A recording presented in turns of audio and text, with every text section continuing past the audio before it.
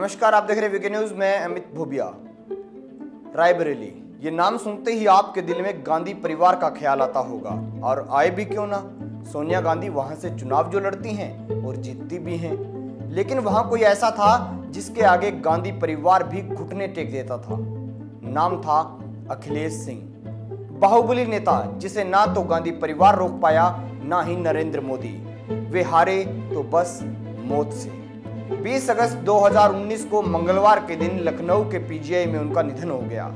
आज हम आपको बताएंगे कौन थे अखिलेश सिंह, क्या थी इनकी राजनीतिक पृष्ठभूमि, बताएंगे कि इनकी जिंदगी में क्या क्या राजनीतिक उठापटक हुई।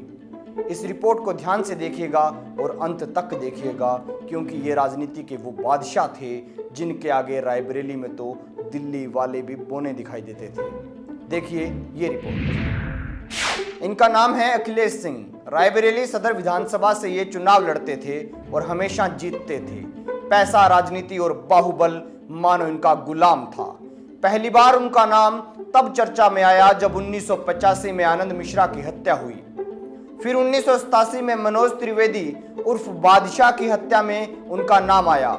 इसके बाद वो दिन आया जब पूरे रायबरेली में अखिलेश सिंह का डंका गूंजने लगा। 28 जुलाई 1988 को बैडमिंटन खिलाड़ी शहद मोदी की हत्या हुई और उस हत्याकांड में अखिलेश सिंह का नाम आया। यह उत्तर प्रदेश का हाई प्रोफाइल केस था।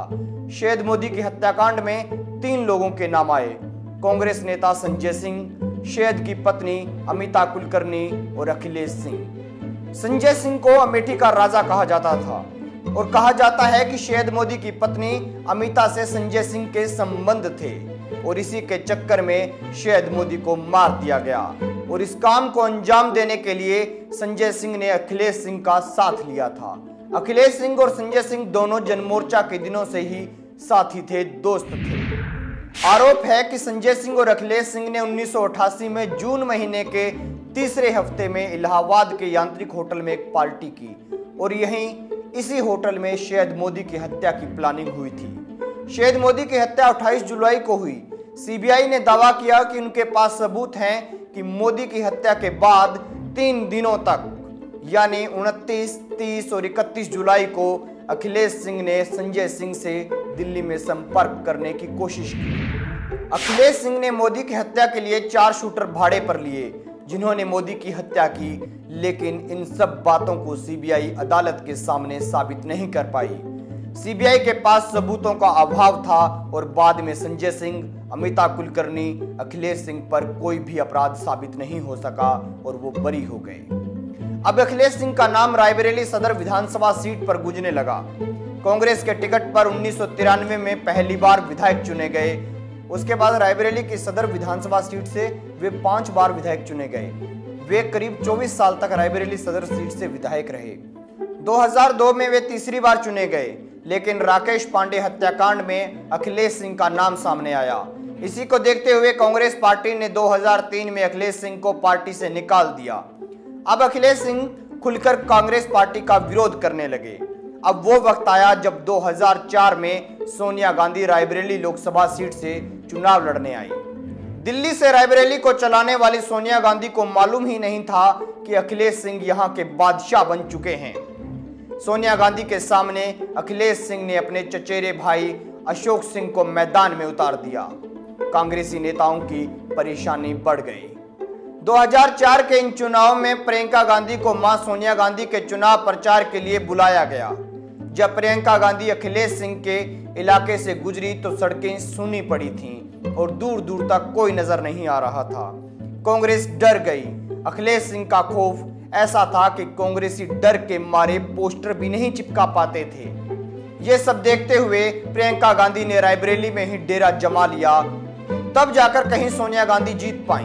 कांग्रेस अखिलेश सिंह का लोहा मान चुकी थी। फिर विधानसभा चुनाव आए और कांग्रेस ने अखिलेश सिंह को घेरने की कोशिश की, लेकिन रायबरेली सदर विधानसभा से अखिलेश सिंह को हटाना नामुमकिन था। रायबरेली की सदर सीट से अखिलेश सिंह को मात देने के लिए गांधी परिवार ने कई मोहरों का इस्तेमाल किया। कांग्रेस नेताओं ने अखिलेश सिंह को हराने के लिए सत्ता और धन सब कुछ लगा दिया, लेकिन कामयाब नहीं हुए। अखिलेश सिंह तो जेल में रहते हुए भी निर्दलीय उम्मीदवार के तौर पर चुनाव जीत गए। अब कांग्रेस के पास एक ही तरीका था कि वो किसी तरह से अखिलेश सिंह को मना ले, उन्हें अपने गुट में शामिल कर ले। कांग्रेस ने खूब पापड़ बेले, तब जाकर अखिलेश सिंह वापस कांग्रेस में आए। 2016 में कांग्रेस ने अखिलेश सिंह की बेटी अदिति सिंह को टिकट दिया। अदिति सिंह जीत गई। इसी जीत के साथ कांग्रेस पार्टी ने रायबरेली में सुख की सांस ली। इसके बाद जो राहुल गांधी और अदिति सिंह की ये फोटो आपको स्क्रीन पर दिखाई दे रही है, ये वायरल हुई। कहा गया कि राहुल गांधी की शादी अदिति सिंह से हो रही है। फिर अदिति सिंह खुद सामने आई और कहा कि ये केवल अफवाहें हैं। अदिति सिंह सोनिया गांधी की बहू तो नहीं बन पाई, लेकिन एक तोहफा सोनिया गांधी को जरूर मिला। इस वक्त कांग्रेस पूरा उत्तर प्रदेश चाहे हार गई हो, लेकिन अखिलेश सिंह की बेटी का कांग्रेस में आने का मतलब कि रायबरेली की सीट पर मैडम सोनिया गांधी के लिए सेफ हो गई है।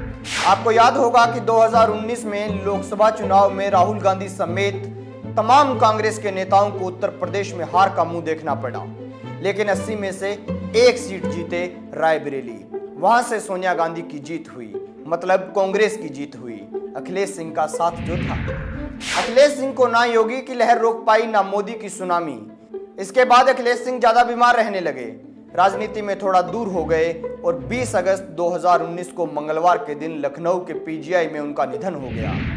लेकिन अभी 5 अगस्त को कांग्रेस ने जब कश्मीर से 370 हटाने का विरोध किया, तो अखिलेश सिंह ने कांग्रेस को फटकार लगाई और कहा कि अनुच्छेद 370 और 35 से हटाने का फैसला बिल्कुल सही है। ये जवाहरलाल नेहरू की गलती थी। उनके इन बयानों के बाद बात उठ रही है कि अदिति सिंह हो सकता है भाजपा ज्वाइन कर ले।